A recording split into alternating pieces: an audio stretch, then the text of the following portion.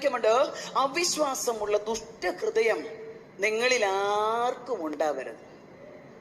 ഈ അവിശ്വാസമുള്ള ദുഷ്ടഹൃദയം ആർക്കാ വരുന്നേ? അപ്പനെ അറിയാത്തവർക്കാണോ? അവരെ പൊതുവെ അവിശ്വാസി തന്നെയല്ലേ പറയുന്നേ. അപ്പൊ അവിശ്വാസമുള്ള ദുഷ്ടഹൃദയം വരുന്നത് വിശ്വാസികൾക്കാണ്.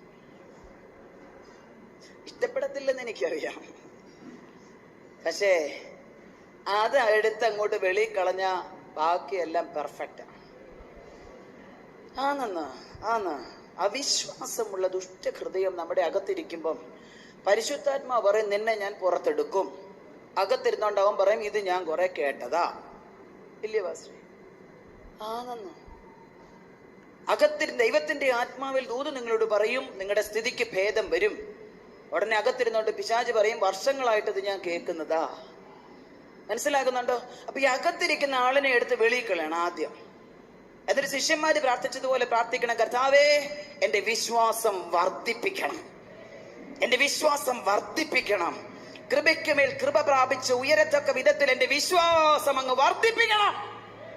ഈ വിശ്വാസം നിറഞ്ഞു കഴിയുമ്പോൾ നമ്മളിലൂടെ സ്വർഗം പ്രവർത്തിക്കാൻ തുടങ്ങും. ഈ